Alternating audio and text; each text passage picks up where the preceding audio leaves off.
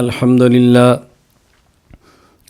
لله نحمده ونستعينه ونستغفره ونؤمن به ونتوكل عليه ونعوذ بالله من شرور أنفسنا ومن سيئات أعمالنا من يهده الله فلا مضل له ومن يضلل فلا هادي له ونشهد أن لا إله إلا الله وحده لا شريك له ونشهد أن سيدنا ومولانا محمدا عبده ورسوله أما بعد فأعوذ بالله من الشيطان الرجيم بسم الله الرحمن الرحيم ما آتاكم الرسول فخذوه وما نهاكم عنه فانتهوا يا رب صل وسلم دائما أبدا على حبيبك خير الخلق كلهم هو الحبيب الذي ترجى شفاعته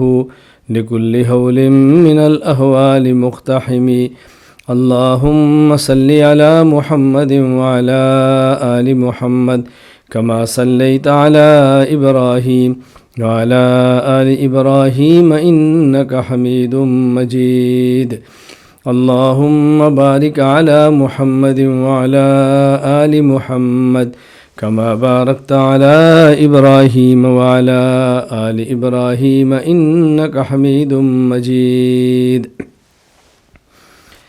اللہ تعالیٰ کا احسان ہے کہ اللہ تعالیٰ نے ہمیں مسلمان بنایا، حضور اکرم صلی اللہ علیہ وسلم اور تمام انبیاء علیہ السلام پر ایمان لانے کی توفیق عطا فرمائی۔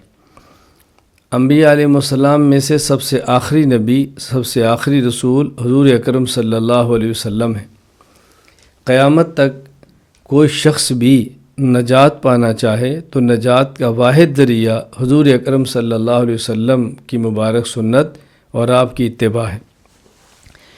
نبی کریم صلی اللہ علیہ وسلم امت کے ساتھ اتنی محبت فرماتے تھے کہ جتنی امت کے افراد خود اپنی ذات کے ساتھ بھی محبت نہیں کرتے۔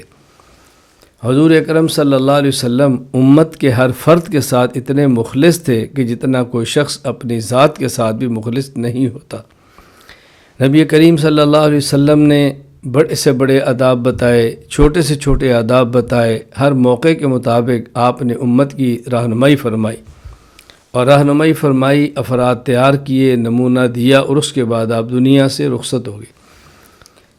رسول اکرم صلی اللہ علیہ وسلم پر ایمان لانا، رسول اکرم صلی اللہ علیہ وسلم کا کلمہ پڑھنا اور آپ کو نبی اور خاتم النبیین ماننا اس بات کا تقاضا کرتا ہے کہ رسول اکرم صلی اللہ علیہ وسلم کی ہدایات کی اتباع کی جائے۔ نبی کریم صلی اللہ علیہ وسلم کو اپنی امت سے کتنا پیار ہے۔ زندگی کا کوئی موقع، زندگی کا کوئی مرحلہ اور زندگی کا کوئی بھی ایسا وقت نہیں آتا کہ جس کے بارے میں رسول اکرم صلی اللہ علیہ وسلم کی مبارک ہدایات موجود نہ ہوں۔ آج جو بات میں نے آپ کی خدمت میں عرض کرنی ہے وہ یہ کہ موسم بدل رہا ہے، دنیا کے اکثر ممالک میں موسم بدل رہا ہے۔ ہمارے ہاں ہندوستان، پاکستان، یہ جو ممالک ہیں ان میں سردی شروع ہو رہی ہے اور بہت سارے ممالک ایسے ہیں جہاں ہندوستان، پاکستان کے علاوہ سردی کا آغاز ہو رہا ہے اور بعض ایسے ممالک بھی ہیں جہاں گرمی کا آغاز ہو رہا ہے۔ تو جہاں سردی کا آغاز ہو رہا ہے بطور خاص یہ بیان ان کے لیے ہے، اور جہاں گرمی کا آغاز ہے جب سردی کا آغاز ہوگا تو اس کو وہ ان ہدایات کو اپنے ذہن میں رکھ لیں۔ نبی کریم صلی اللہ علیہ وسلم نے سردی کے بارے میں کیا، ٹھنڈے موسم کے بارے میں ارشاد فرمایا ہے۔ حضرت ابو سعید خدری رضی اللہ تعالیٰ عنہ فرماتے ہیں رسول اکرم صلی اللہ علیہ وسلم نے فرمایا الشتاء ربیع المؤمن، الشتاء ربیع المؤمن، سردی کا موسم مومن کے لیے بہار ہے۔ اللہ اکبر، سردی کا موسم مومن کے لیے بہار ہے، یعنی نیکیوں کی بہار ہے، نیکیوں کے لیے بہترین سیزن ہے۔ قصر نہارہ فصام وطال لیلہ فقام، سردی میں دن چھوٹے ہوتے ہیں تو روزہ رکھنا آسان ہوتا ہے، اور راتیں لمبی ہوتی ہیں تو رات کا قیام آسان ہوتا ہے۔ اللہ اکبر۔ کیونکہ دن چھوٹا ہے تو روزہ رکھے، اور رات لمبی ہے تو قیام کرے۔ یہ حدیث حضرت امام بیہقی رحمہ اللہ نے السنن الکبریٰ للبیہقی میں کتاب الصوم باب موارد فی صوم الشتاء کے اندر نقل فرمائی ہے۔ اسی طرح حضرت انس رضی اللہ تعالیٰ عنہ فرماتے ہیں، رسول اکرم صلی اللہ علیہ وسلم نے ارشاد فرمایا، الصوم فی الشتاء الغنیمۃ الباردہ، الصوم فی الشتاء الغنیمۃ الباردہ۔ اللہ اکبر۔ الصوم فی الشتاء الغنیمۃ الباردہ۔ آپ نے کیا پیاری بات فرمائی، فرمایا کہ سردیوں کے روزے رکھنا مفت کا اجر کمانا ہے۔ سردیوں کا روزہ رکھنا مفت کا اجر کمانا ہے۔ یعنی سردیوں میں ویسے بھی آدمی کو دن کو کھانے کی طلب نہیں ہوتی، پانی کی طلب نہیں ہوتی، ایک آدھ کپ چائے پانی پر بھی گزارا ہو جاتا ہے۔ مفت میں روزہ رکھ لے اور مفت میں اجر کمائے۔ نبی کریم صلی اللہ علیہ وسلم کی اتباع میں صحابہ کرام رضی اللہ تعالیٰ عنہم سب سے بڑھ کر تھے۔ عشاق پیغمبر صحیح معنوں میں صحابہ کرام رضی اللہ تعالیٰ عنہ مجمعین تھے۔ حضرت انس رضی اللہ عنہ کی روایت امام طبرانی نے المعجم الصغیر میں نقل فرمائی ہے۔ صحابہ کرام میں سے عبداللہ بن مسعود رضی اللہ تعالیٰ عنہ سبحان اللہ بڑے بلند پایا صحابی ہیں، 8ویں نمبر پر ایمان لانے والے صحابی ہیں اور مہاجر ہیں، بڑی مشقتیں برداشت کی ہیں۔ میرا جی چاہتا ہے کہ عبداللہ بن مسعود رضی اللہ عنہ پر کسی وقت مستقل گفتگو کر کے آپ کو ان کے فضائل سنوں، کیسے عجیب صحابی تھے۔ حضرت عبداللہ بن مسعود رضی اللہ عنہ کو حضرت عمر رضی اللہ تعالیٰ عنہ نے بطور خاص کوفہ میں بھیجا ہے۔ اللہ اکبر، کوفہ میں بھیجا۔ بہترین معلم تھے، اور ہماری جو فقہ حنفی ہے صحابہ کرام میں سے زیادہ تر اس کا مدار عبداللہ بن مسعود رضی اللہ تعالیٰ عنہ پر ہے۔ حضرت عبداللہ بن مسعود رضی اللہ تعالیٰ عنہ الفردوس بماسور الخطاب کے اندر ہے کہ جب سردی کا موسم آتا تو کیا فرماتے مرحبا بالشتاء، اللہ مرحبا بالشتاء، مرحبا بالشتاء، سردی کے خوش آمدید۔ ہم آنے والے مہمان کو کہتے ہیں خوش آمدید، مرحبا مرحبا۔ سردی کے آنے پر عبداللہ بن مسعود رضی اللہ عنہ کیا مست ہو جاتے، فرماتے ہیں مرحبا بالشتاء، میں سردی خوش آمدید خوش آمدید۔ آگے فرماتے تنزل فیہ رحمہ، اس موسم میں برکتیں نازل ہوتی ہیں۔ برکتیں کیسے نازل ہوتی ہیں؟ اما لیلہ فطویل للقائم واما نہارہ فقصیر للصائم۔ فرمایا سردی کی راتیں لمبی ہیں، رات کو قیام کرنے والے کے لیے مزے ہیں۔ سردی کا دن چھوٹا ہے، روزہ رکھنے والے کے لیے مزے ہیں۔ تو رسول اکرم صلی اللہ علیہ وسلم نے یہ جو ہمیں ہدایات عطا فرمائی ہیں، ان ہدایات کو ہم نے پلے باندھنا ہے، اور ہم اپنا مزاج بنائیں، جو بات سنے اس پر عمل کریں۔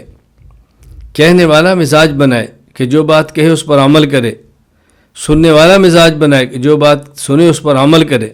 عمل کی نیت سے کہنا، عمل کی نیت سے سننا، یہ فائدہ مند ہے۔ عمل کی نیت سے کہنا، عمل کی نیت سے سننا سود مند ہے۔ اصل یہی ہے کہ کہنے اور سننے والے دونوں عمل کے لیے آمادہ ہوں، اور رسول اکرم صلی اللہ علیہ وسلم کی بات آنے کی دیر ہے۔ آمنا و صدقنا و اطعنا، سمعنا و اطعنا، یہ امتی کا مزاج ہونا چاہیے، یہ پیغمبر کے عاشق کا مزاج ہونا چاہیے۔ تو رسول اکرم صلی اللہ علیہ وسلم کے ارشاد گرامی کو سامنے رکھتے ہوئے میں اور آپ نیت کر لیں کہ ہم انشاءاللہ العزیز سردی کے موسم میں بطور خاص رات کا قیام ذرا لمبا کر لیں گے۔ گرمی میں بھی رات کا قیام چھوڑنا تو نہیں، رات چھوٹی ہے چلو تھوڑا مختصر کر لیں، لیکن سردی سے اس کا آغاز کر دیں تاکہ قیام کی عادت بن جائے۔ سردی کے روزوں سے عادت بنائیں۔ عام طور پہ اگر روزوں کی عادت نہیں ہے تو سب سے آخری درجہ وہ یہ ہے کہ رمضان المبارک کے علاوہ آدمی ہر ماہ 3 روزوں کی عادت بنا لے۔ یہ 3 روزے کون سے ہیں؟ 13، 14 اور 15۔ یہ انگریزی جنوری فروری کے حساب سے نہیں، بلکہ ابھی ربیع الثانی چل رہا ہے، عربی اور اسلامی مہینوں کے حساب سے۔ اس لیے کہ رسول اکرم صلی اللہ علیہ وسلم نے اس کی بہت ترغیب دی ہے۔ عبد الملک بن قتادہ بن ملحان القیسی اپنے والد حضرت قتادہ بن ملحان رضی اللہ عنہ سے نقل کرتے ہیں رسول اکرم صلی اللہ علیہ وسلم کے بارے میں انہو کان یأمر بصیام البیز، نبی کریم صلی اللہ علیہ وسلم ایام 20 کے روزوں کی ترغیب دیتے۔ ایام 20 سفید دن، یعنی ان دنوں میں چونکہ 13ویں اور 14ویں رات کا چاند نمایاں ہوتا ہے، 13 کو صاف، 14 کو اس سے زیادہ، 15 کو اس سے زیادہ، 13 14 15 کو تو شباب پہ چاند ہوتا ہے، تو روشن راتیں ہوتی ہے نا، روشن، اس لیے انہیں کہہ دیا جاتا ہے کہ رات روشن ہے اور آگے اسی کا دن ہے، تو یہ ایام 20 ہیں، یعنی وہ دن ہے کہ جن کی راتیں روشن ہوتی ہیں۔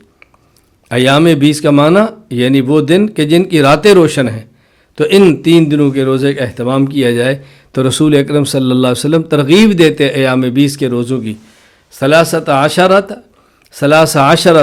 و 14 و 15، اور آپ کیا ارشاد فرماتے ہوا کا صوم الدہر، اللہ اکبر، یا فرماتے کہ ہیئت صوم الدہر، دیکھو یہ 3 روزے رکھا کرو، جو شخص یہ 3 روزے رکھتا ہے تو گویا اس کو پورے سال، پوری زندگی، عمر بھر کے روزوں کا اجر ملتا ہے، گویا اس نے عمر بھر روزے رکھے، عمر بھر روزے رکھ لیے مہینے کے 3 دن کے روزے رکھنے کی وجہ سے۔ اس کی وجہ قرآن کریم نے ایک اصول بیان کیا ہے، من جاء بالحسنۃ فلہ عشر امثالھا، کہ جو شخص ایک عمل نیک کرتا ہے اللہ اس کو کم از کم 10 گنا اجر دیتے ہیں، 10 نیکیوں کا، تو ایک نیکی پر 10 نیکیوں کا اجر ملتا ہے۔ اوسطاً جو ہمارے مہینے ہیں وہ 30 ہیں، 29 بھی ہیں، 30 بھی ہیں، 29 بھی ہیں، 30 بھی ہیں، تو اگر یہ 30 دن کا مہینہ ہو اور ہر مہینے میں 3 دن روزے رکھیں، 3 کو 10 سے ضرب دے لیں تو 30 بنتے ہیں، تو گویا ہر ماہ روزے 3 رکھنے ہیں اور اجر 30 کا ملنا ہے۔ تو حضور اکرم صلی اللہ علیہ وسلم ترغیب دیا کرتے تھے ایام 20 کے روزوں کی۔ میں اور آپ بھی نیت کر لیں کہ ہم انشاءاللہ اسی ربیع الثانی سے 13 اور 14 15 کو ہم انشاءاللہ روزہ رکھیں گے، بس جو ہم سنیں اور جو کہیں عمل کی نیت سے چلیں۔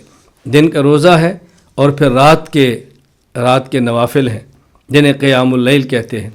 قیام اللیل کا معنی عشاء کی نماز پڑھ لیں، پھر 2 رکعت سنت پڑھیں اور پھر آرام کریں، سو جائیں۔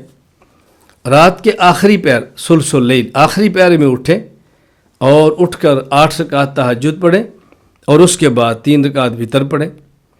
اب 8 رکعت تہجد 4 رکعت پڑھ کے سلام پھیر دیں تب بھی ٹھیک ہے، 2 رکعت پڑھ کے سلام پھیر دیں تب بھی ٹھیک ہے۔ 8 رکعت تہجد پڑھیں پھر 3 رکعت وتر پڑھیں۔ رسول اکرم صلی اللہ علیہ وسلم کا یہ مبارک معمول تھا، آپ نے زندگی بھر اس کا اہتمام فرمایا۔ تو ہم سردی سے اس کا آغاز کریں چونکہ راتیں بہت لمبی ہیں، اور نبی کریم صلی اللہ علیہ وسلم نے تہجد کے بارے میں کیا فرمایا، قرآن تہجد کے بارے میں کیا کہتا ہے۔ حضرت ابو امامہ رضی اللہ تعالیٰ عنہ فرماتے ہیں رسول اکرم صلی اللہ علیہ وسلم نے فرمایا علیکم بقیام اللیل، علیکم بقیام اللیل، تمہیں چاہیے کہ رات کو قیام کرو، تمہیں چاہیے کہ تہجد پڑھو۔ کیوں؟ آپ نے 4 باتیں ارشاد فرمائی، فَإِنَّهُ دَأَبُ الصَّالِحِينَ قَبْلَكُمْ، تم سے پہلے جو صلحاء گزرے ہیں ان کی بھی یہی عادت ہے، ان کی بھی یہی عادت تھی، یہ نیک لوگوں کی قدیم عادت چلی آ رہی ہے، وہ رات کو تہجد پڑھا کرتے تھے۔ ملا علی قاری رحمہ اللہ بڑی عجیب بات فرماتے ہیں، ملا علی قاری رحمہ اللہ فرماتے ہیں لیس من الکاملین الا من یقوم باللیل، کوئی شخص اس وقت تک کامل نہیں ہو سکتا جب تک رات کا قیام نہیں کرتا۔ اللہ اکبر، رات کے قیام کو کتنی بنیادی حیثیت حاصل ہے۔ تو آپ نے فرمایا فَإِنَّهُ دَأَبُ الصَّالِحِينَ قَبْلَكُمْ، یہ تم سے پہلے بھی اولیاء صالحین اور نیک لوگوں کی عادت ہے۔ وَهُوَ قُرْبَةٌ إِلَىٰ رَبِّكُمْ، اس سے تمہیں اللہ کا قرب ملے گا، اللہ کے نزدیک ہو جاؤ گے، تم محسوس کرو گے تمہیں اللہ کا قرب ملا ہے۔ وَمَغْفِرَةٌ لِلسَّيِّئَاتِ، اور انسان سے برائیاں ہوتی ہیں، گناہ ہوتے ہیں، فرمایا تمہاری برائیوں کو یہ قیام اللیل مٹا کے رکھ دیں گے۔ وَمَنْہَاتٌ لِلْإِثْمِ، اور مزید گناہوں سے تمہیں بچا لیں گے۔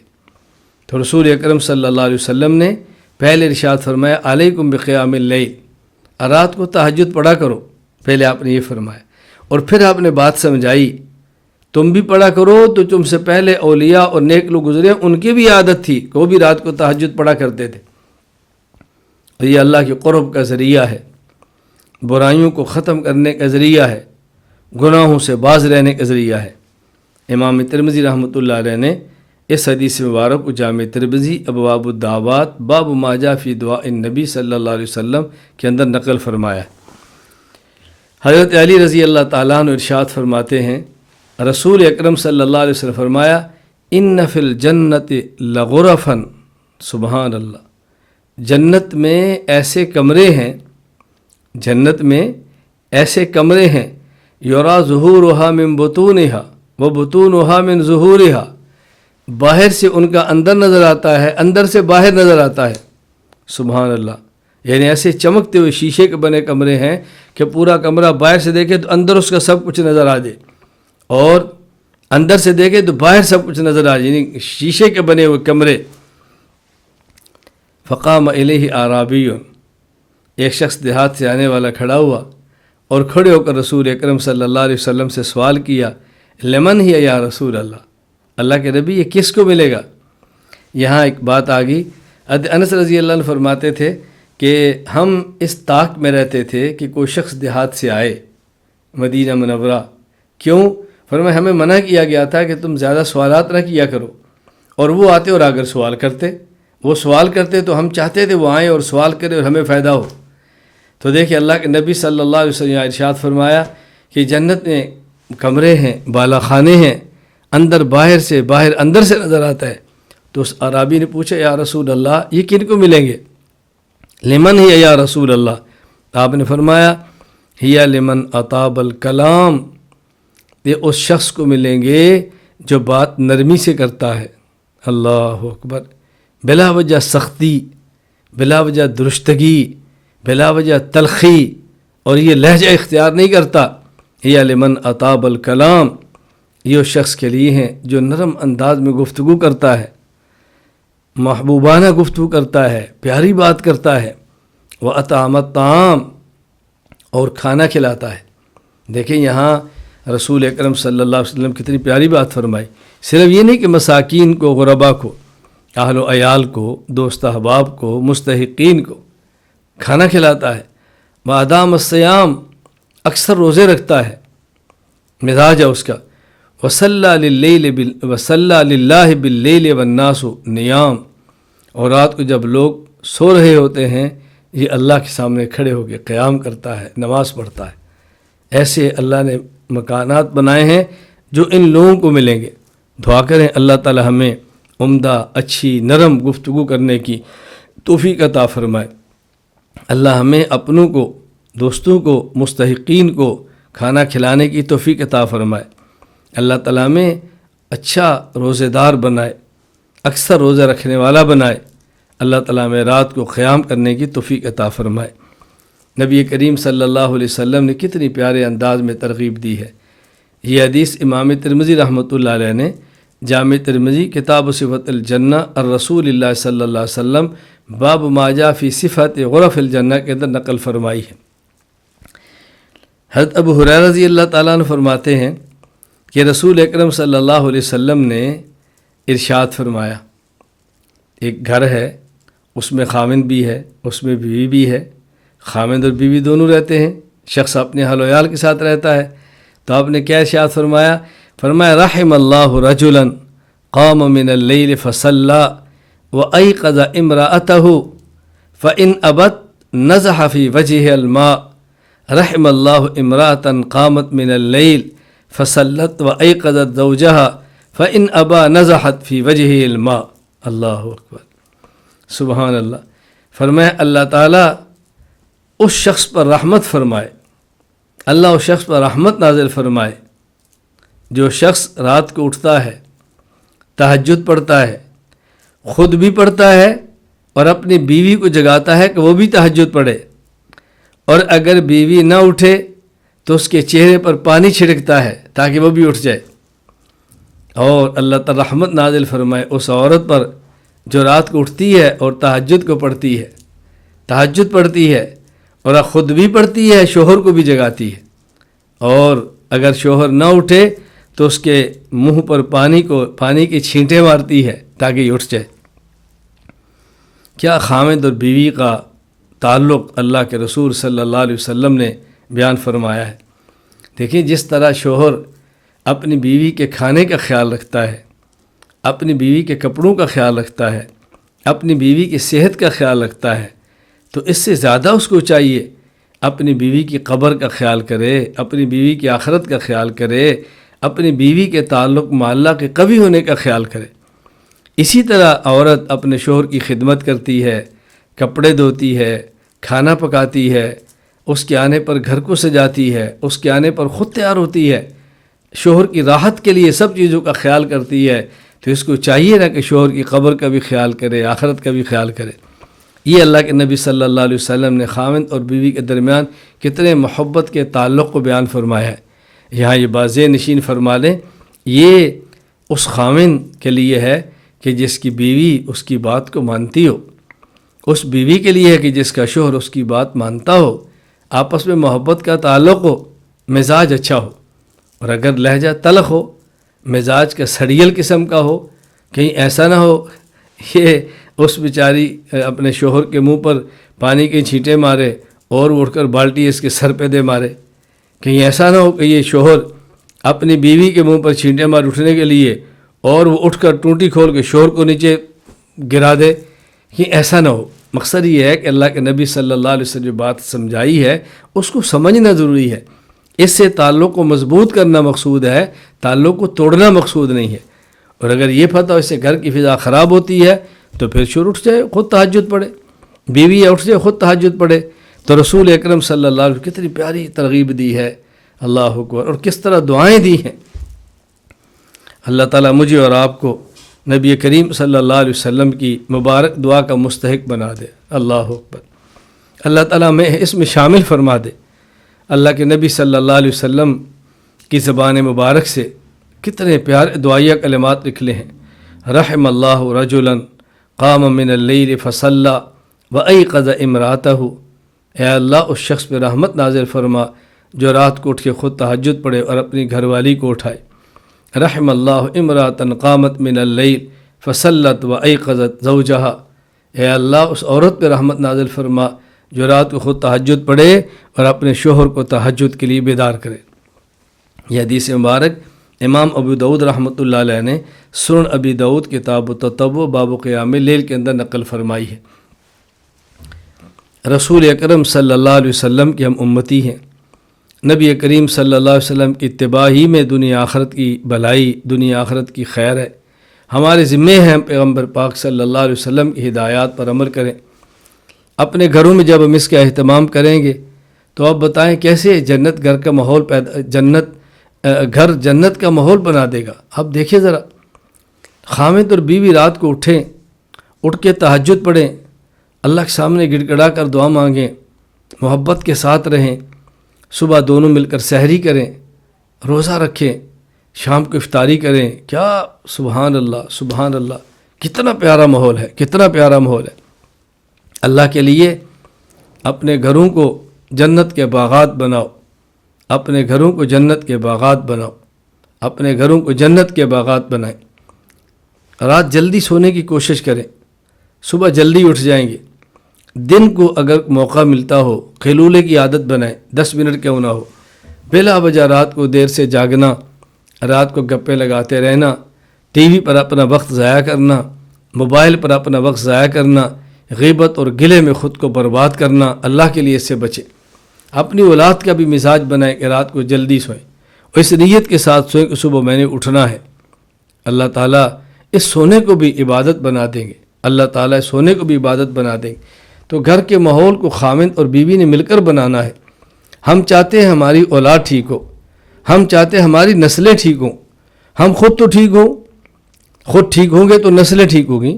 میں چاہتا ہوں میری اولاد تہجد پڑھے، میں خود کیوں نہیں پڑھتا؟ میں چاہتا ہوں میری بیوی تہجد پڑھے، میں خود کیوں نہیں پڑھتا؟ میں چاہتا ہوں میرے گھر میں ذکر کا ماحول ہو، میں خود کیوں نہیں کرتا؟ میں کس درد کے ساتھ یہ بات آپ کو سمجھاؤں کس طرح یہ گھر اس سے جنت کا ماحول بنا سکتے ہیں۔ اللہ کے لیے میرے اس درد کو آپ سمجھیں اور اس درد کو قبول کریں۔ اللہ کے لیے اپنے گھروں کے ماحول کو ہم اہل اللہ سے تعلق کی برکت سے ایسا ماحول بنائیں کہ اللہ راضی ہو، اللہ کا رسول صلی اللہ علیہ وسلم راضی ہو۔ اپنے گھروں کو صاف کریں فحاشی سے، صاف کریں بے حیائی سے، صاف کریں جانوروں اور جاندار کی تصاویر سے، نکالیں اپنے گھر سے ان چیزوں کو، ماحول بنائیں، معاشرے کی پرواہ نہ کریں، لوگوں کی پرواہ نہ کریں، دائیں بائیں کی پرواہ نہ کریں لوگ کیا کہیں گے۔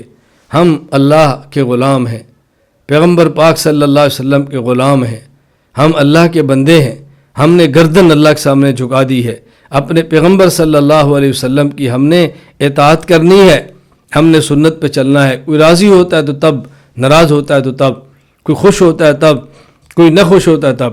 ہم کسی کو تکلیف نہیں دیتے، کسی کو برا بھلا نہیں کہتے، کسی کے گھر کا ماحول جیسا ہے ہم اس پر اعتراض نہیں کر رہے، سمجھانے کی کوشش کرتے ہیں۔ کسی کو ہمارے گھر کے ماحول پر کیا اعتراض ہے؟ تو ہم اپنا مزاج بنائیں۔ میں نے آج کی مجلس میں بس یہ ایک ہی بات آپ کی خدمت میں عرض کی ہے کہ سردی کے موسم کو نبی کریم صلی اللہ علیہ وسلم نے مومن کے لیے بہار قرار دیا ہے۔ بہار کا معنی یہ موسم ہے لوٹنے کا، بہترین تربیت کا، اپنے نفس کی اصلاح کا، اور اس کے اندر اپنے آپ کو کھپا دیں۔ ہم اہتمام کریں اور نیت کریں کہ انشاءاللہ العزیز اللہ نے توفیق عطا فرمائی تو ہم رات کو تہجد پڑھیں گے انشاءاللہ، اور ہم ایام 20 کے کم از کم 3 روزے، دیکھیں میں ہر جمعرات اور پیر کی بات بھی نہیں کر رہا، میں بہت کم روزوں کی بات کر رہا ہوں، مہینے میں 3 دن ایام 20، 13 اور 14 اور 15 یہ روزے رکھے۔ مجھے اس بات کی بہت خوشی ہوگی جن کا مجھ سے بیعت کا تعلق ہے اور جن کا مجھ سے رابطہ ہے، نیت کریں اور جب تہجد شروع کر دیں تو مجھے میسج کریں کہ الحمدللہ ہم نے تہجد شروع کر دی ہے۔ ایام 20 کے روزے رکھے تو میسج کریں کہ ہم نے الحمدللہ ایام 20 کے روزے رکھے ہیں، میں نے بھی رکھے ہیں، عالیہ نے بھی رکھے ہیں، خاتون نے تو لکھے کہ ہمارے گھر میں فلاں نے رکھا ہے، اس سے خوشیاں ہوگی انشاءاللہ۔ دل سے دعائیں نکلتی ہیں، دعائیں لینا سیکھو۔ اللہ تعالیٰ مجھے اور آپ سب کو رسول اکرم صلی اللہ علیہ وسلم کی سنت پر عمل کرنے والا بنا دے۔ وآخر دعوانا ان الحمدللہ رب العالمین۔ چند دن قبل آپ کی خدمت میں تہجد کے بعد ہونے والا ذکر 12 تسبیحات وہ ریکارڈنگ کرا کے بھجوا دیا تھا تاکہ ہر شخص اس کو سنے۔ بہت سارے احباب کہتے ہیں کہ سلسلہ چشتیہ کی 12 تسبیحات ہیں لیکن ہمیں سمجھ نہیں آتی وہ کیسے کرنی ہے، اس لیے عام طور پر مجالس میں ہم ذکر مختصر کر لیتے ہیں۔ سلسلہ چشتیہ میں جو 12 تسبیحات ہیں، 2 تسبیحات ذکر نفی و اثبات لا الہ الا اللہ، اور پھر 4 تسبیحات ذکر اثبات الا اللہ، پھر 6 تسبیحات ذکر اسم ذات 2 ضربی اللہ اللہ اللہ اللہ، یہ 12 بنتی ہے۔ اور چونکہ وقت ہو تو ذکر کا اضافہ کرنا ہے، اور اضافے میں ان تسبیحات کو نہیں بلکہ ذکر اسم ذات 1 ضربی یہی پڑھنی ہے، اللہ اللہ اللہ، اس لیے 1 تسبیح اس کی پڑھ لی جاتی ہے۔ تو یہ 12 تسبیحات ہیں، جو 13ویں تسبیح بنتی ہے یہ اضافہ اس وجہ سے کہ ہمیں ذکر کو روکنا نہیں، آگے چلنا ہے۔ لیکن مجالس ذکر میں اور بیان میں مختصر تسبیحات کر لی جاتی ہیں کہ اس میں مختلف لوگ شریک ہوتے ہیں، کسی کے پاس وقت کم ہے، کسی کے پاس زیادہ ہے۔ اہتمام کے ساتھ ذکر کا مزاج بنائیں، اہتمام کے ساتھ تہجد کا مزاج بنائیں، اہتمام کے ساتھ ایام 20 کے روزوں کا مزاج بنائیں۔ اللہ ہم سب سے راضی ہو جائے۔ لا الہ الا اللہ محمد الرسول اللہ صلی اللہ تعالی علیہ وعلا آلہ وصحابہ وبارک وسلم۔ لا الہ الا اللہ، لا الہ الا اللہ، لا الہ الا اللہ، لا الہ الا اللہ، لا الہ الا اللہ، لا الہ الا اللہ، لا الہ الا اللہ، لا الہ الا اللہ، لا الہ الا اللہ،